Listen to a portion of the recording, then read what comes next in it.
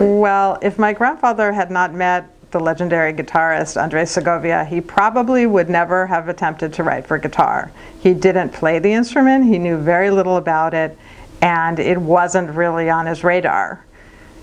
But it was Segovia's friendship, or ultimately, in his encouragement and his insistence in some cases, that convinced my grandfather to try, and then it started working out really well.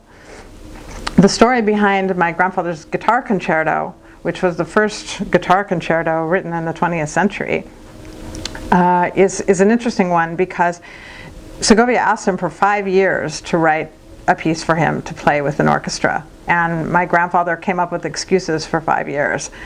He didn't know where to begin. He had never heard the guitar combined with other instruments and didn't know what that would sound like or how he would balance it.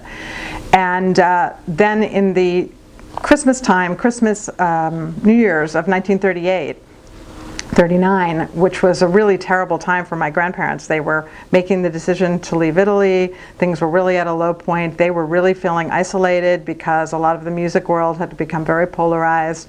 And Segovia and his wife came to visit my grandparents in Florence for those Christmas holidays and spend that time with them. And my grandfather was so touched that at this gesture of friendship, because this was not a visit that was without risk for him. He was a guest. Segovia was a guest in Italy, and there were eyes on him.